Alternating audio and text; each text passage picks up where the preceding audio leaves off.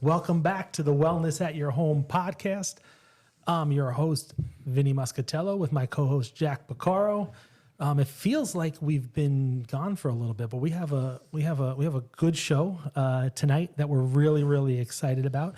We're going to introduce this wonderful lady that's sitting next to us in a couple of minutes. I just wanted to go by our normal thing real quick. Remember, this podcast is sponsored by Orange County Pools, Wellness at Your Home, and Wellness New England. You can check us out online anytime for all your wellness and pool and spa needs. Here we are. But on to more pressing things and something we're really excited to talk about with Alyssa tonight. We're really excited to talk about veterans and mental health. So before we get started, I want to do a little introduction on you. Thank you so much for coming. Thank you for having me. Yeah, it was really nice. We were introduced to you through Ken and our general manager, who was good friends with Ken, and he's like, you gotta give you a call and have you on today. So we're really excited about this. I am so stoked to be here. Yeah. So we have exciting things that Alyssa not only is a so basically, let's explain what you do at Mental Health America. Sure. I'm the director of veterans programs at Mental Health America of Dutchess County. We are a nonprofit based in our office is based in Pleasant Valley. We do peer mentorship, suicide prevention, housing support, employment support. We have a food pantry, a thrift store, and a hyperbaric chamber, and a rec room, all for veteran use. So we do a lot of mental health support for the veterans of Dutchess County and Orange County as well with our Staff Sergeant Fox program. And we provide support groups, social events, one-on-one peer mentorship, basically anything you can think of that a veteran might need, give us a call. That's awesome. And it's so important now based on, sort of the last 20 years of where we've been in this world. A lot of vets are suffering, and, to bring it back, you're a vet yourself. I am. Yeah. I was excited to hear when we first started talking that you're a West Point grad. Yes, 2004. 2004 West Point grad. And we were talking about, everybody knows that I grew up in Fort Montgomery, New York. So right outside the gates of West Point there, Fort Montgomery and Highland Falls. So did some running through there. You did some running. Yeah. I mean, you don't have to run very far. It's a very small town. So how long were you in the military for after West Point? 5 years active and 3 in the reserves. I was an MP, so I did my lieutenant time, my platoon leader time with an MP unit, and then I moved to an ordnance battalion and did some S-2 work, which is security, intel, and then I moved to their training department and ran that, and then I went back to an MP unit and sat in a major slot when I was a captain as the executive officer for a prison battalion. Wow. And then 3 years in the reserves in various units. And then I got out and decided it was time to raise my kids a little bit. Sure. So you got out roughly in 2012. 2012. Your time in was a pretty serious time with what was going on in the world. Our class has gone through a lot, my West Point class. We were the first class to take our oath after September 11th. We have lost a significant number of classmates to combat and to suicide afterwards. So we actually talk about that a lot in our Facebook group for our class, that there's a lot going on with our class. And we were sort of serving during a time when there was a lot happening. You were right in the thick of it. Oh, yeah. Yeah, and it makes sense because you were, like I said, look, I always tell people, like, I have the greatest amount of respect for people in the military. It's a very selfless career choice. Not everybody is built to do it. And I have to be honest with you, I'm one of those people. But I know growing up outside of the academy, I always used to tell people, like, when I saw, an officer in town and I saw that big West Point ring and the leaders that come out of there. And, I just always was in awe of somebody. And again, look, not just going West Point, even if you're enlisting, but somebody that is willing to go into a profession that you could potentially be sent away to go to war or to live overseas, to be put right in the thick of it. It takes a very, very special person. So I know on behalf of Jack and I and everybody, we want to say thank you first and foremost for your service. It's so, so important. Thank you. I appreciate that. And so does every veteran. So thank you. Oh, absolutely. So what do you think? I'm curious. I mean, you're from Carmel, so you're local to the Hudson Valley. What made you choose West Point? Oh, okay. This is a story. All right, we like stories. So I was a junior in high school. I was towards the top of my class. I did Girl Scouts and volleyball and all other sorts of clubs. And I was looking at colleges, and I had originally picked NYU. I wanted to go to Tisch and study music theater. That was my... Oh, it totally makes sense why you went to West Point now. Oh, yeah. That was where my brain was. And my parents were like, we're not paying for you to go study music theater. And I was like, oh, okay. So I actually was running with a crowd that every weekend we went out and we had campfires and, nothing dangerous or anything, but, a crowd my parents didn't appreciate. And they took me to meet our county sheriff, who was a West Point grad, who told me that I would fail out of a regular college because I would not be busy enough to stay focused. And he told me to try West Point for a year. He was like, give it a year. If you go and you hate it, you can leave. And I was like, all right, great. So I really don't know what I want to be. And this is an opportunity. I had grown up going to West Point football games with my grandpa. He was a World War II pilot. So I was like, all right, I'm going to give it a shot. And that was it. I gave it a shot and decided that was where I wanted to be. So fascinating. So, before that meeting, did the idea of being in the military ever come into your brain? No. And I think it's important for you to explain the process of what it is to even get into West Point. A lot of people think you just apply like a regular school, but it's way different. Yeah, so you do apply. There's the whole application process like a regular college has. And then you have to get a nomination from your congressman or your senator as well. So you go before a board and answer a bunch of questions about your goals and where you want to be and why you want to go to West Point. And I actually sit on one of those boards now for incoming cadets, and cool. It's fascinating. They are so much more qualified now than we were. But yeah, my first attempt at that board, I did not walk away with a nomination. And I was like, oh, well, what am I going to do now? And then I went to a different congressman and went to their board and got the shot at it. There you go.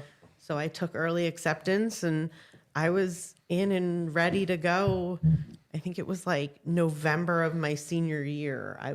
You had already committed. Yeah, I had committed and I was in. Did you? I'm curious about, because again, I have personal friends, and then growing up there, and then had personal friends that went to West Point. So to give you a little bit, Jack, of how it works. So we graduated high school, O'Neill.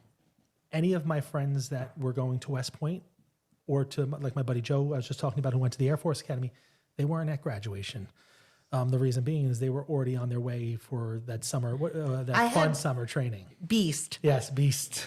I had 5 days from graduation to when I left. So you had 5 days. Yes. So I went, I did my high school graduation. I don't remember who, but there was an officer who came to like show the certificate that I was coming to West Point. And then I had like 5 days of freedom, and that was it. Then it was gone. And then that's what it is. So you're used to being a regular high school student. So where all of us who are going to regular universities and colleges, we had the summer, like this was our last summer to enjoy each other. So you have these young men and women that say, you know what, I'm going to forego that. I mean, it's the best and brightest that go to West Point. So, they might have a bigger picture in mind. And look, as a West Point grad, it opens up a lot of opportunities as well too. So, there is sacrifice, but there's also benefit if you make it through and you can mentally and physically handle what that is.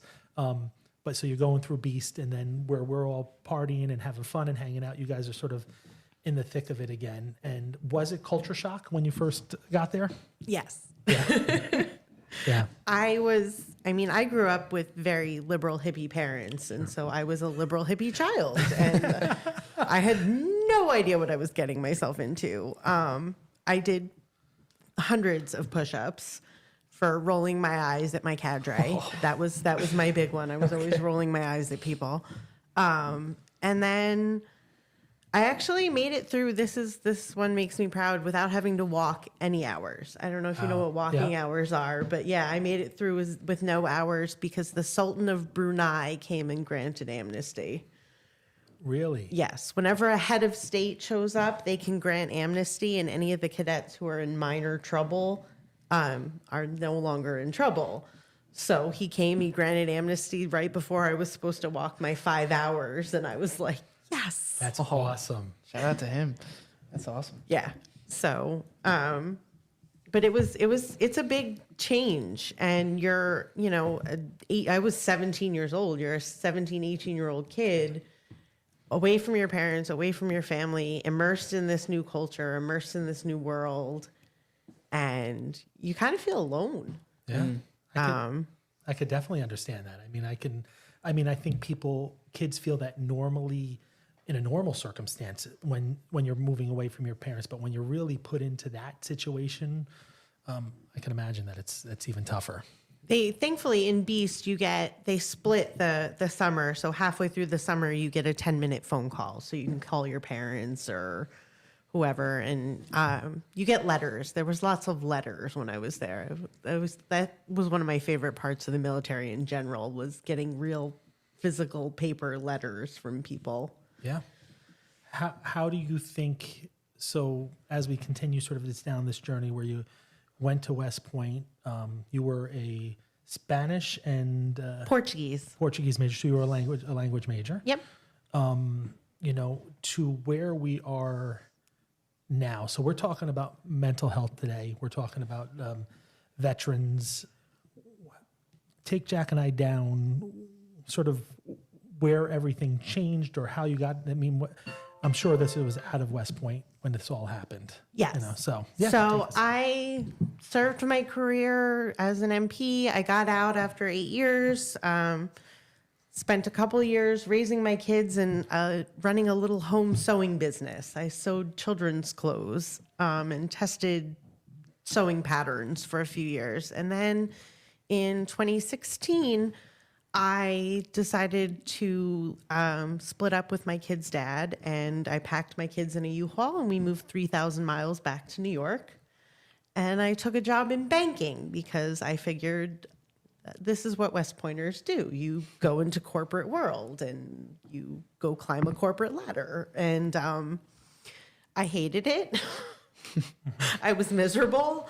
So I was searching for jobs one day, and this position at Mental Health America of Dutchess County was available for a program specialist for vet to vet. And I had no idea what any of that meant. So I started researching, and I found out about Vet to Vet, which is this amazing state grant that every county in New York now has, that provides peer mentorship, social activities, support groups, just being there, veterans being there for other veterans. And I was like, I can do this. So in 2020, I quit my job and took a job at MHA, and then the pandemic started. So I spent my first 4 months on the job working from home. And my job was to call this call list of veteran clients that we had and just chit chat, because everybody was isolating.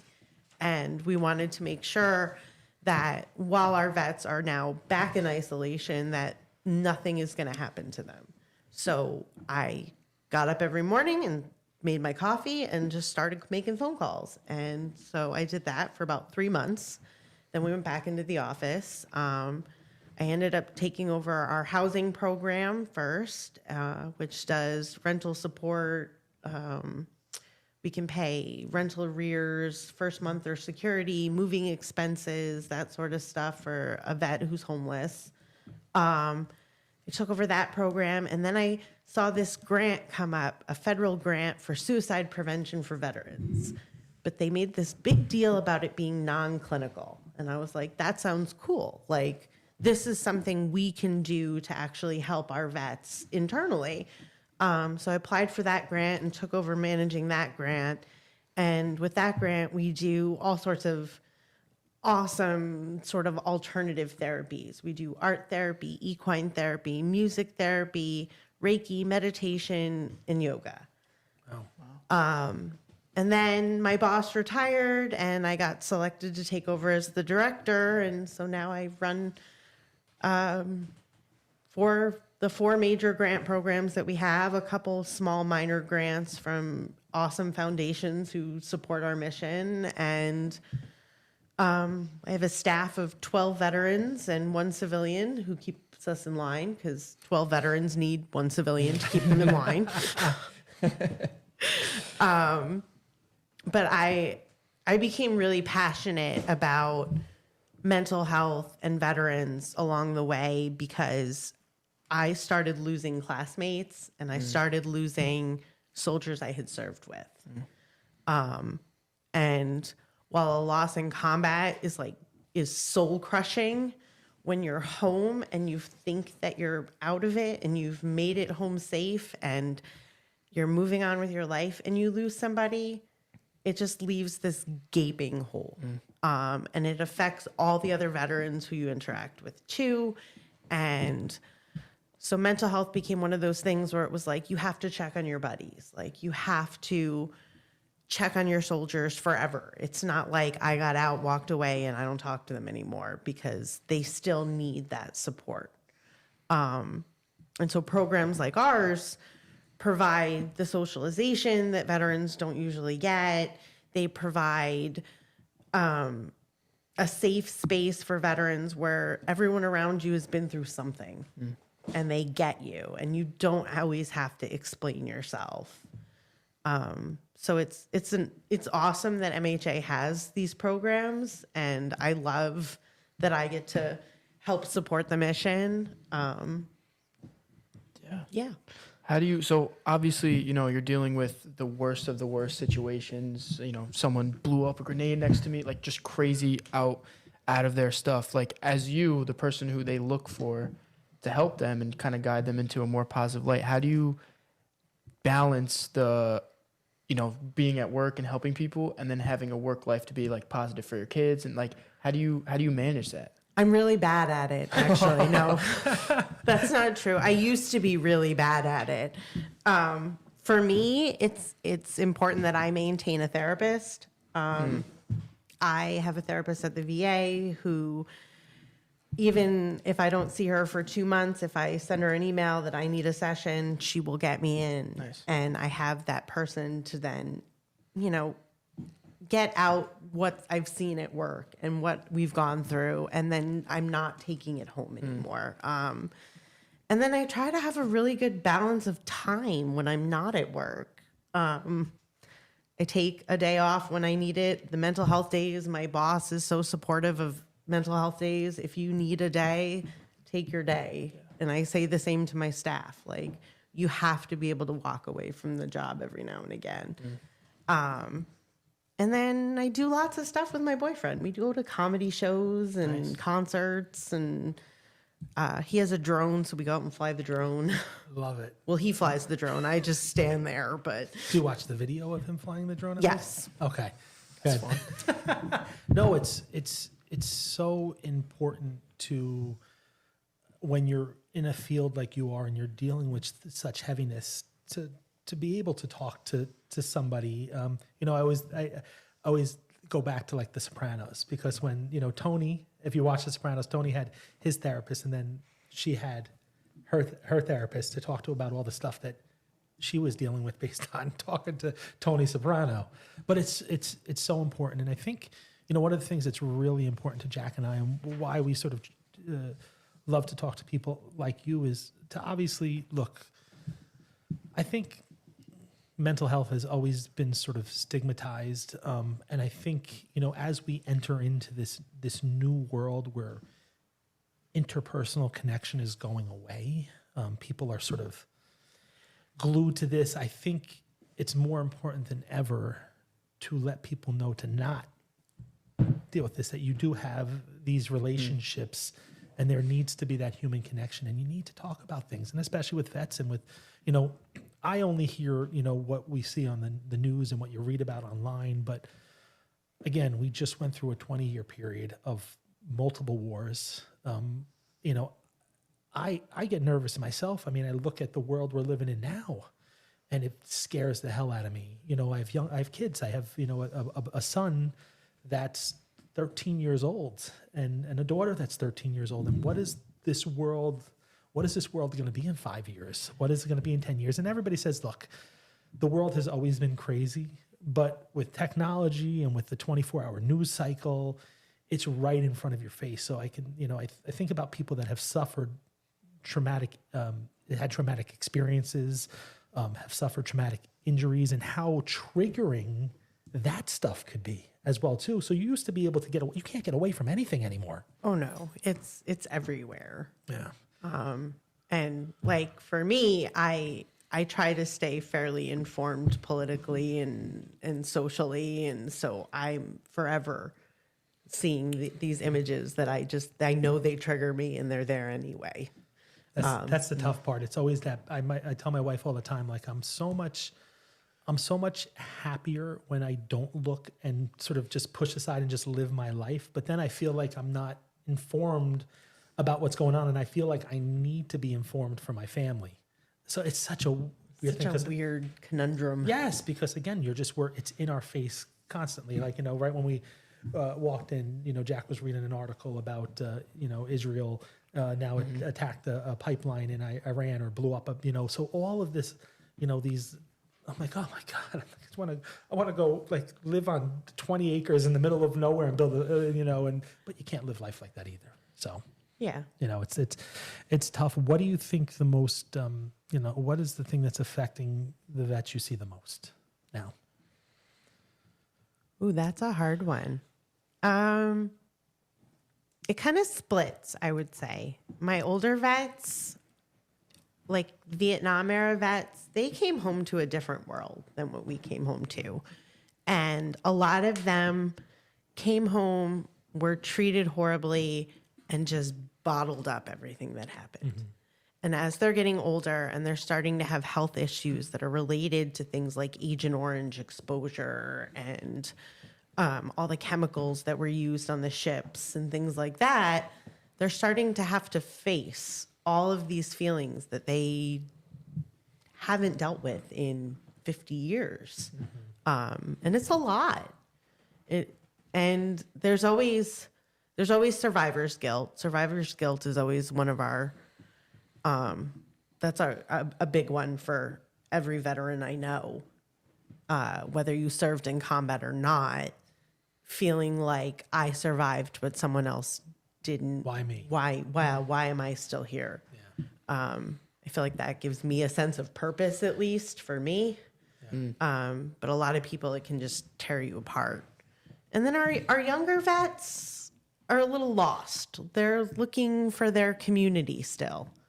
The VFWs and Legions aren't the environment that they're looking for. And so you don't see a lot of younger vets kind of congregating, which it's sad. And shout out to the Legions and VFWs for keeping on and doing what they do and continuing to try to pull in new veterans to keep socializing and keep people engaged. But yeah, you see it differs. Isolation is always a huge one with veterans. Coming home, not feeling like they can connect to their families, to their friends anymore. So we definitely have a lot of veterans who isolate still. We have ones that we go out and visit at their homes because they're not coming out. They're not going to come to group. They're not going to come to the therapies. But that once a week visit is enough to keep them going and get their feelings out and be more productive. How many veterans are we losing every year? So I think the VA's last study just came out, but only went up through 2021 maybe. But it was like 6,072 veterans, 350 of which were females, which is a 23% increase in females over the previous period. And I think it's a 17% increase for males. So we are trending up again, which is really disheartening, which is also why it's amazing that we have programs like the Staff Sergeant Fox Grant, where we can provide sort of a different environment than just therapy and medication, because obviously therapy and medication are great, but there's so much more. So much more. So much more. I'd be interested to see as a female veteran and sort of bringing up that number that you just did, because obviously, men and women are completely different in how we handle things. So, I mean, that number that you just gave me with women, 300, just blew me away. And just because women are typically, and again, this is just a very general statement, is that, women are better at everything, and I mean, you really are. I mean, in most things, you're able to you're able to handle things better than men. So that it's it's getting to the point where it's pushing everybody where they can't handle it anymore. Are the women's issues different than the men's issues, or is it I will say that you see, and this is for men and women, but the numbers are significantly higher for women. So this is why I want to point out that it is not just a women's issue, Sure. but military sexual trauma affects an outlandish amount of women in the military. I think the VA did a study years ago, and it was like 1 in 5 women were responding yes to Wow. I have been sexually assaulted or raped. wow? And as an MST survivor myself, like I know what you go through, and I understand that like it just changes who you are. And it's a lot to reckon with. And a lot of us didn't reckon with it when it happened because we chose to keep serving. And you will see a significant amount of females who chose to keep serving despite what happened to them. And the males as well. I think it was something like 1 in 9 reported yes. Wow. So the numbers are again, disheartening, but that sort of trauma that they're bringing home with them after and continuing to serve afterwards is part of it too. Like you're burying it so you can keep doing your missions, so you can be there for your soldiers, and it ends up causing problems later on, obviously. Now that, again, another number that 1 in 5 it's a lot. Yeah. That's a lot. That's not a small number. That's not 1 in 100. I mean, 1 in 5 is, a pretty significant amount of women that deal with this or have dealt with this issue. I mean, is it the culture? Is it the is it the sort of the lack of access to you're in a what is it? What's the reasoning? Oh, I wish I knew. I wish it. I knew, because I'd love to stop it. Yeah. I'm going to say part of it is obviously just not everyone is the best of the best. Like you'd like to think that every soldier is, but realistically, it's same as the general population. There are rapists in the general population, and there are in the military. And it's underreported in the civilian population. It's underreported in the military. And now at least it's becoming more spoken about. And I know one of the local papers just did a report on it about the statistics coming out of West Point. And those were disheartening as well. I think they had like an 18% increase in reported cases. But the opposite side of that is that reporting is going up, Sure. which is awesome. Yeah. It means that people feel safe. people feel like their chain of command is going to take care of them and that they're not going to be punished for coming forward. So it's kind of a double-edged sword when you look at reporting numbers. Yeah. No, and it's a very sensitive topic as well too. And I think, as we change culturally, things that might have been okay, and then I don't even mean it in that way, but it's I think people are becoming more aware and more sensitive to how people are treating them, words, actions. It's a tough area, and like I said, I'm sure there's a whole other opposite end of the spectrum as well too with that. But I can't even imagine. It's got to be really hard. Again, the military especially went from a very male dominated field. When was the first West Point female cadet in the 70s? 1976. So First graduating class was 1980, and those women were awesome. They went through it.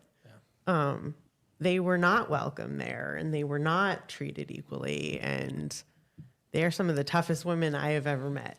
So, absolutely, that's crazy. So 1980 was the first class of women to come out of West Point. That's wild. Yeah, And not long ago at all. That's crazy. No, and now how many women are graduating from West Point on a regular basis, roughly? Oh, I do not know. That's a good question. But so how many were in your class in terms of not women, but overall? Was it about 2,000 in a class at West Point, 3,000 in a class? So my class actually graduated under 1,000. Small class. Again, because of everything. But it was, 9/11 happened. We took our oath and a whole bunch of cadets left. Yeah. But, some people come because it's a legacy thing and weren't expecting a war. So, Yeah, you don't fault the people who leave because you want to, you want the people who really want to be there to stay. 100%. Again, I don't think anybody that goes to West Point is like sort of, the war, and that's sort of something that's in the back of your mind, but you don't necessarily think it's going to happen. I mean, if you think from Vietnam until, Desert Storm, and then from Desert Storm, I mean, we had little things, but I mean, 9/11 came and then the world changed. Yep. I mean, even from what we thought traditional war could be, what we did in Afghanistan and, in Iraq, and, now here we are back again in Eastern Europe and everything going on in the Middle East. It's just insane. Yep. It's like a vicious cycle to watch. It is. It really, really is. And like I said before, that's what everybody, it's just much more present at the time. Yep. At now. So let's talk about these alternative wellness things that you guys are getting into and all that stuff. What are vets responding to out of that list that you said? So our most popular right now is the music therapy. Oh, okay. We actually purchased the instruments like guitars, drums. We have amps, we have basses, we have tambourines for anybody who's not really into the. So is this like a and jam a keyboard? session? Yeah. Oh, so we have that's sweet. like 15 vets come in. They practice. They're working together. They work with each other on their instruments. They get to sit and talk and get their emotions out through the music. And so we run that in both Orange County and Dutchess County. We have about 15 in each group. Saturday is in Dutchess. Our Fox team will be there doing music therapy on Saturday. And it's just amazing to see the veterans who came in really shy and reserved and sort of in their own little world. Yeah. So now they come out and they socialize and they talk and they come and they greet the new vets and bring them into the fold. And it's really a good group. How long ago has like music therapy been in this kind of circle? I've never even heard of music therapy before. So we've been doing this for about a year now. Oh, wow. And then we do music therapy, art therapy, equine therapy, Reiki, meditation, and yoga. So our art therapy groups do we've done a couple of big projects. One where we decorated combat boots. Cool. So the project was called Walk a Mile in My Boots. And everybody kind of put things that they're dealing with and things that they carry with them on the outsides of these boots. And then we made little QR codes and a video, so you can look at the boots, see the art, and then scan the QR code, and you get a song that the veteran picked with a bunch of answers to questions that relate to their art and their feelings and what they were trying to portray. And so we have those in our office. If you're ever in Pleasant Valley, come check them out. They're that's awesome. We did an art therapy session where we used cardboard boxes, and inside went the things that you keep inside you that you don't share with others. Okay, I like So that. that was some time getting out your inside thoughts and putting them into pictures that you could actually like identify as like, this is what I am feeling. And here it is. Now it's like concrete and I'm looking at it and it's not just buried inside me. What else? We actually added meditation to Reiki later on. We started with just Reiki and ended up adding the meditation aspect so that the veterans had something they could take home with them. So that when they're not with us, they still have skills to use at home to cope with everything. And we've added a whole bunch of wellness related swag this year too. We have bullet journals and water bottles and Fitbits and That's awesome. yeah. So the goal is to like show everybody that how important wellness is to your mental health. Sure. Absolutely. And I mean, I love have you ever done Reiki before? I have. Okay. So I remember have you done Reiki before? I yet? haven't. So Reiki is really interesting. So it's literally no touch. It's energy healing, sort of they'll hold over and hold the spot, and it's pretty amazing. I mean, what was your experience with it? I felt so zen afterwards. I loved it. And I also do some other like alternative stuff with the VA. I do clinical hypnosis. Okay. Cool. I have sleep problems, so she lets me record the session and then I can take it home, put my headphones in, listen to the session, and I'll fall right asleep. That's okay. Now they're coming out. Have you seen these? I want to get one. They're sound therapy beds.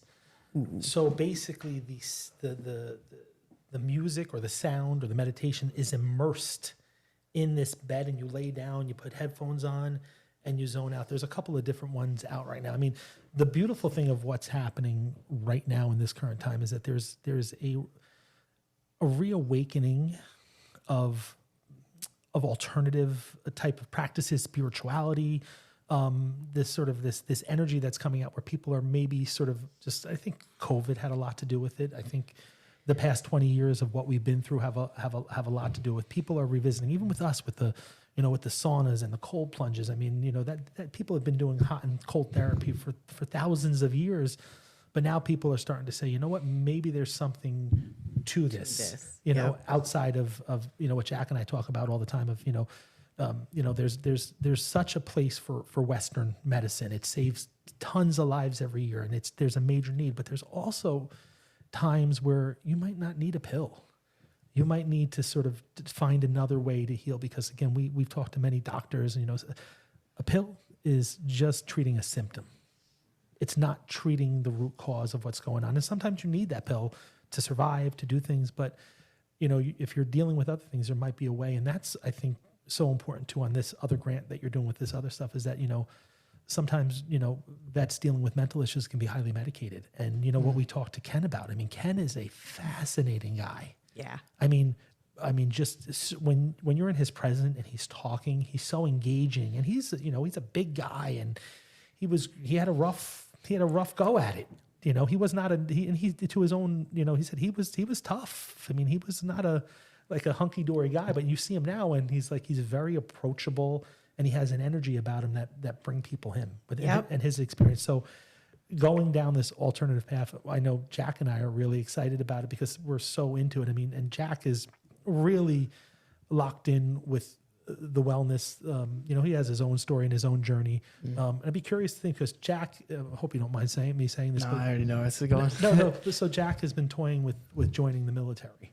Okay. He's For a about while. he's about to finish up with. He was going to go to chiropractic school after he finishes up. Jack's only 22 years old. He's finishing up his degree in May, and then he was thinking about going. But he's very drawn to the military and wanting to serve. Yeah. And was curious about sort of what we're talking about, the mental health aspect. I mean, you're already well beyond your years and sort of locked into this, but how does that affect you and sort of what your thoughts are? Yeah, forward? I mean, it's definitely. I mean, I was gonna bring this up too. I'm usually very talkative, but I'm just taking this all in from a firsthand account. So, I mean, it's definitely something to think about, and it makes me happy. Like you said, I mean, your mindset of, the numbers are up, but on the other hand, the reportings are up. Like, it's all about perspective to me. I try to always have a good perspective. So it makes me happy to see that they are taking more precautions about this stuff. There's more ways to report it.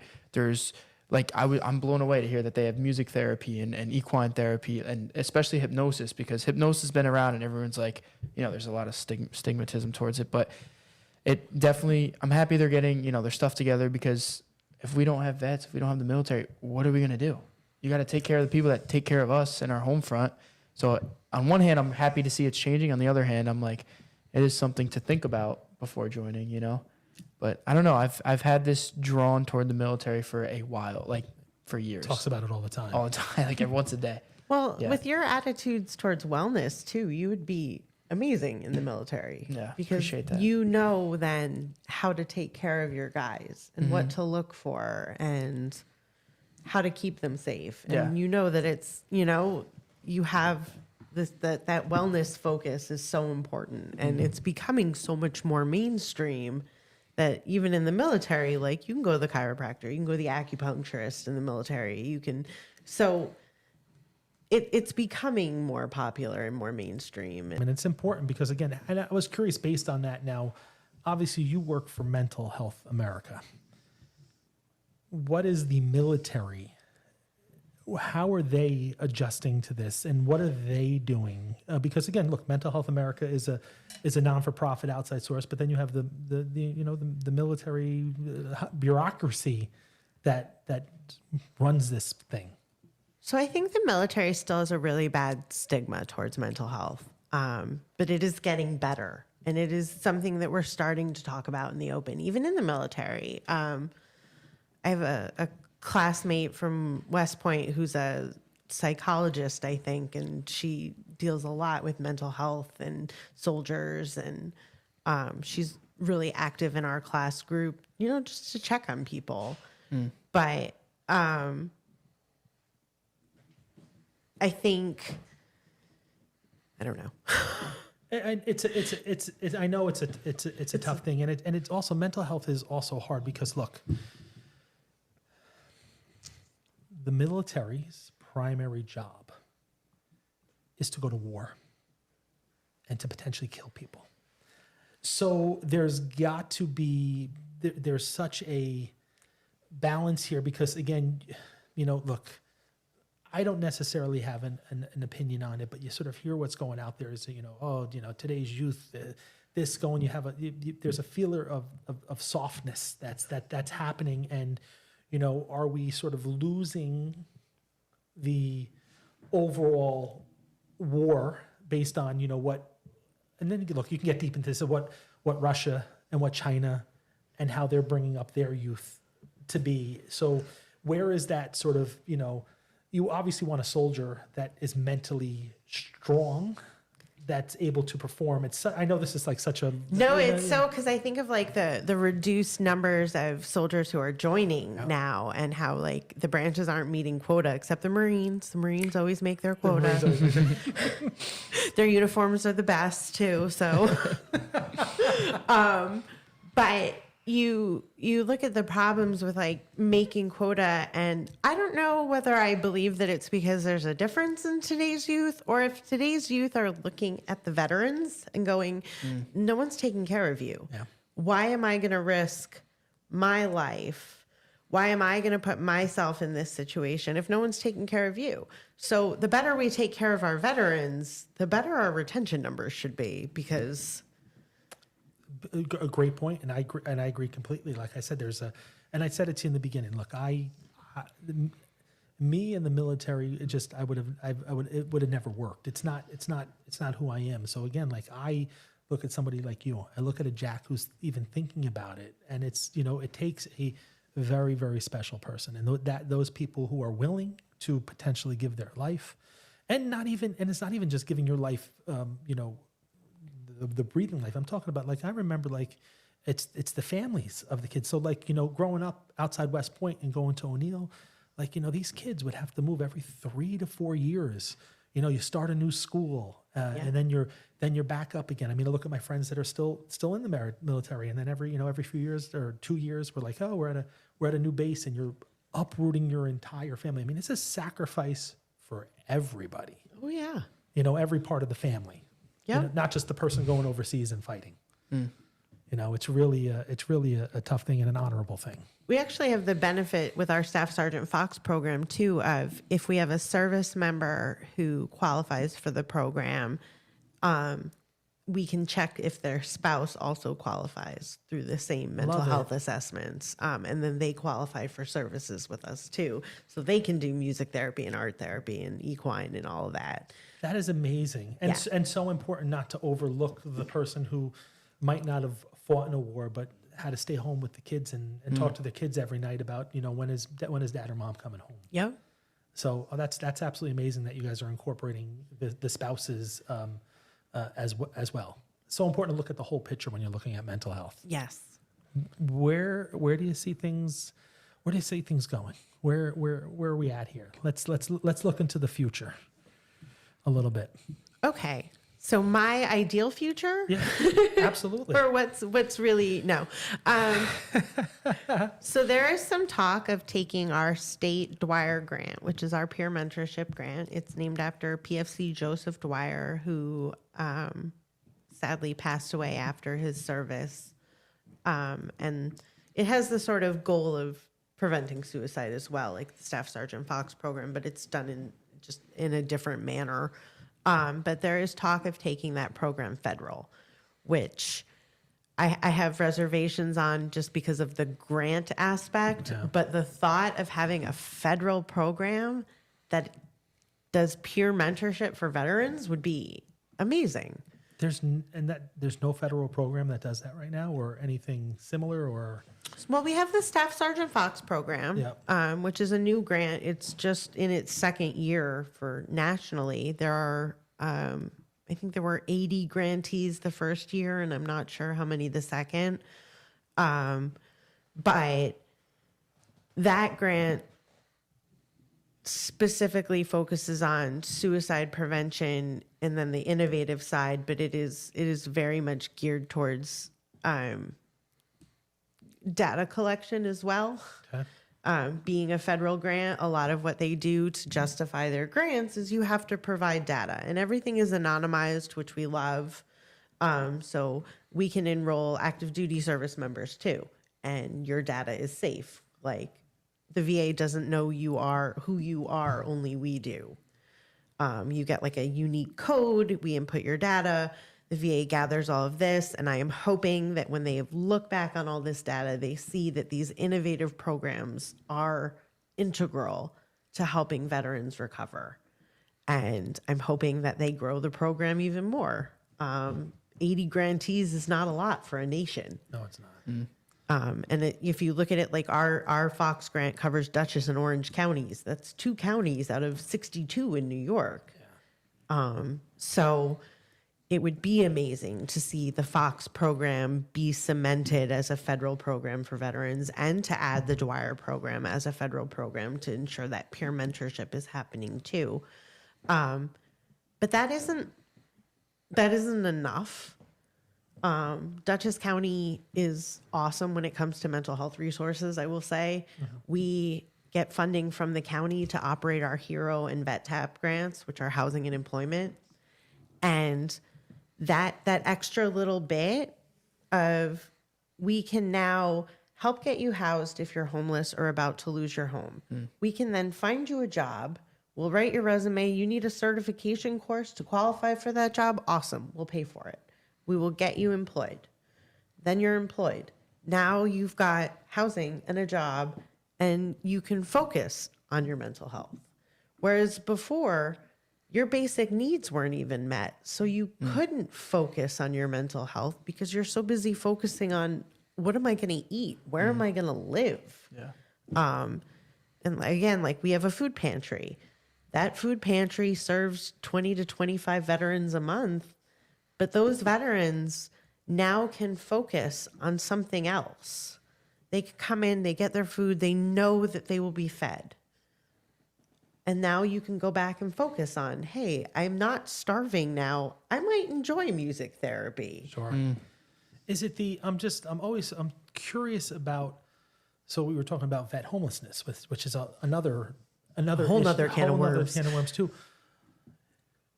I'm curious in your opinion, based on being a vet and sort of dealing with vets with mental health and who suffer from homelessness as well too. Do you think it has to do with, I mean, I would assume it would be partly to do with the experience of being in the military, having a purpose, and then all of a sudden you're no longer in that mindset. Is that a big portion of what's going on here? I would say so. That lack of purpose can just set you adrift. And I know that for me, not having a purpose was hugely detrimental to my mental health. Feeling like nothing I was doing made any difference anymore was like, why am I making an effort? Like, why am I going to work if at the end of the day, all I have done is make someone richer? Sure. Like it didn't. Because you went into the military to serve a purpose, something with a real meaning. And then all of a sudden, like you said, you're a banker, and that meaning that you went into the military for it's not the same. Yep. Fascinating. I mean, that's wow. I mean, heavy, obviously, too. That look, but again, people that join the military have a sense to serve, and to really, do something in their mind that's really important. It has true meaning behind it. Yep. Wow. And is it, I mean, obviously I would assume that, a lot of mental health issues relates to vet homelessness. I mean, usually there's a direct correlation. Yeah, there's usually a correlation there that we see in most of our homeless vets where there is some sort of mental health condition occurring as well. And I think part of it too with vets is you feel a lot of them don't ask for help. It's ingrained in you that like you have to handle your life and you have to handle what's going on, and they don't come ask us for help. And so then they end up homeless, and then their mental health issues are exacerbated. And that's when we start seeing police involvement. And thankfully, Dutchess County has, the mobile crisis team, which is awesome. And they have, MHA has the ECHO program too, where they have a behavioral health expert embedded with the police departments. And so there's progress everywhere with mental health, I think. But you see a lot of mental health concerns with your veterans who are struggling. And it's a variety of concerns. Like for me, I obviously have PTSD. that one came with the job description. Yeah. But I am also bipolar. So for me, like part of my life seems to require medication, whereas part of my life I don't want medication for. I want to process and I want to re-engage and reconnect, and that's what all those alternative therapies do, It's interesting too, because for you, who's someone who suffers from bipolar and PTSD and had an issue, I don't know whether in West Point or after West Point, with the military, with the sexual misconduct, I think you never set out to be where you are, but it sort of just came to be. And I know I'm going to speak for Jack here, but we're both very similar in that and I'm a big believer in that. Look, everything happens for a reason, and you are where you are because you're supposed to be there. But I always find it fascinating, and that's why I love having these conversations, is, the journey. you were never supposed to go to West Point. You were supposed to be on Broadway somewhere, maybe, or in a commercial. Oh, no. Could have been Flo from Progressive. Exactly. Or actually, but then you had this thing where your parents were like, no, and it's like you didn't decide to go to Harvard. You went to West Point. So that decision in life, though big decision, has led you to where you are now. And I talk to my kids all the time and about everything. I mean, sometimes it could be the littlest decision but that changes the course. Changes the whole trajectory. Changes the whole trajectory. I give the humble that word, but yes, of where you are. And that's why I love hearing about the journey, because the journey is so important, and your perspective and what you've been through, allows you to be in this position. I mean, even like I said, sitting near a banker, and I'm like, then all of a sudden you see a mental health thing. And yes, you've had some personal experience with the bipolar. Was your bipolar your whole life, or was it brought on by your situation? Brought on by the PTSD or by the situation. I was diagnosed in 2014. So I was 28 at the time. Sure. Wow. That was similar to Ken. Ken was in his late 20s too when it happened with him. Wow. And I was thrown because I was having these, they weren't even mood swings. I don't even know what to call what was happening to me. But there would be days where I would get up and I would clean the entire house top to bottom. And then there would be weeks where I didn't want to get out of bed. And I was barely making it out of bed because I had 2 small children. And it was like, you don't have a choice. Like, at least make it to the couch so they know you're alive, Was it a relief? That when you finally figured out what was going on? Were you scared? So part of the PTSD, what came with that was some suicidality as well. So I was then terrified because I was having these massive mood swings from totally productive, totally happy, totally manic to I want to drive off a bridge. And it was, I would get in my car and I would go somewhere and I would see a bridge and it was like, oh my God, I could drive off this bridge like right now. And that was where my mind was. It was so disordered and so just overwhelming. And I was like, all right, I think it's time I see somebody because something is considerably wrong with me right now. And I went and saw a psychiatrist a few times and I actually never did therapy until 2021. Wow. I just saw the psychiatrist. The VA was like, here's your meds, you're good to go. And I was like, yeah, but I don't feel good to go. Wow. That's that. So do you mind me asking, are you still on? You said you do partial medication. How are you feeling with what you're doing right now? So I have a great mix now of medication and alternative therapy. I do a ton of journaling.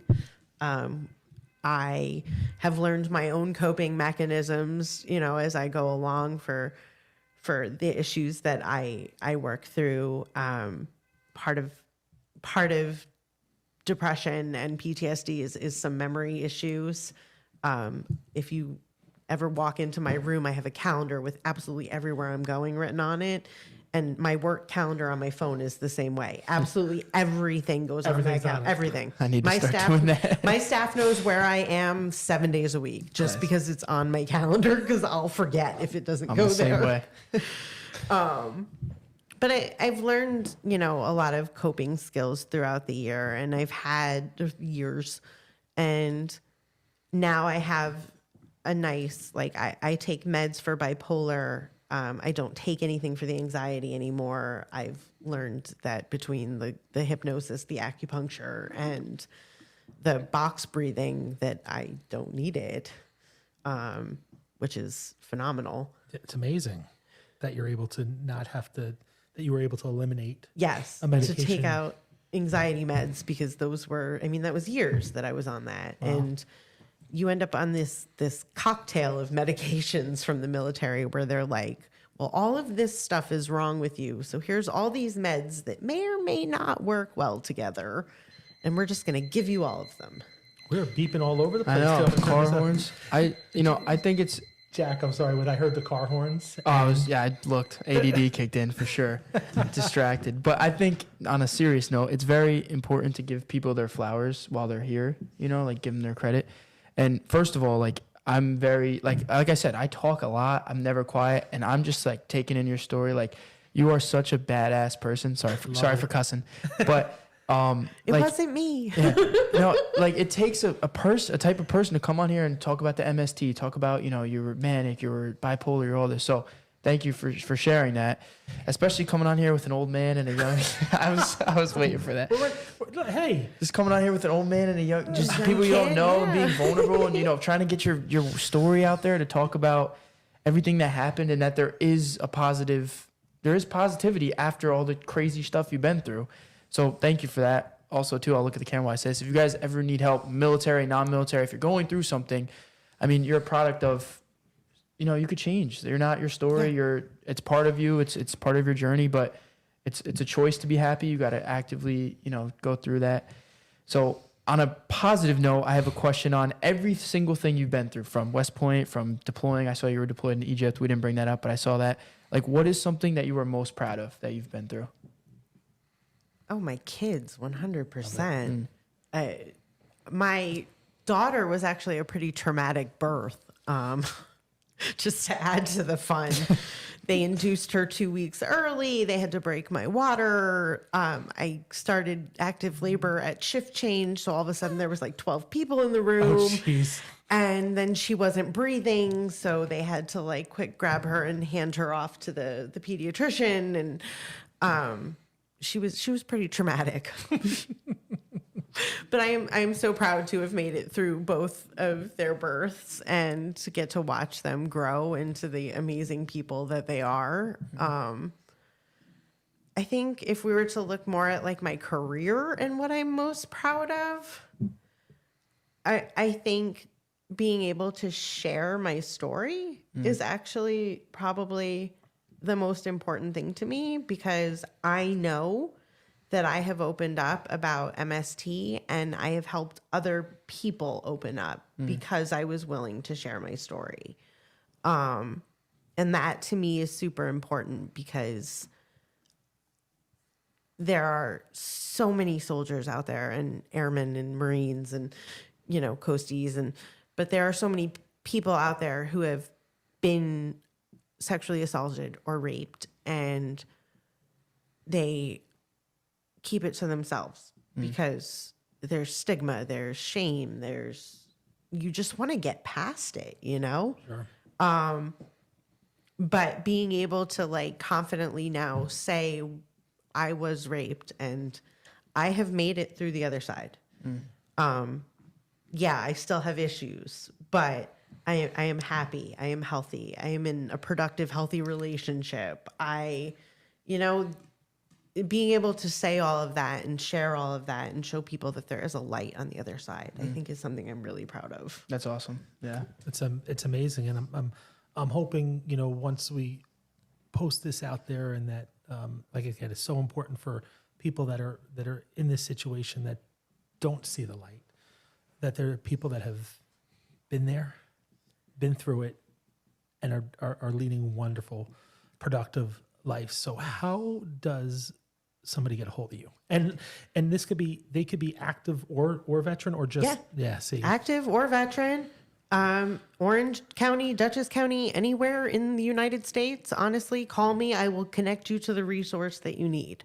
So you can reach me at 845-473-2500, extension 1306, or my cell phone is 845-453-1296. That's awesome. So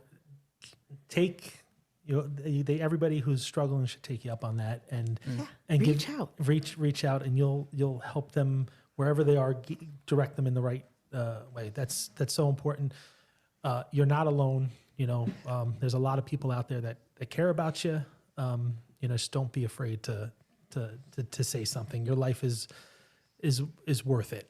And it's important for people to know that. So thank you so much. This was absolutely amazing. You're, like Jack said, a badass. We really appreciate you coming in. And I think your story is going to help a ton of people who are struggling right now. I hope so. And I'm here if anybody wants to talk. So please give me a call. Thank you so much for giving me this opportunity. Fascinating. Well, we'll be talking some more in the future. So thank you so much. Everybody, thank you for this, taking your time to listen to this, and we'll see you soon. Take care.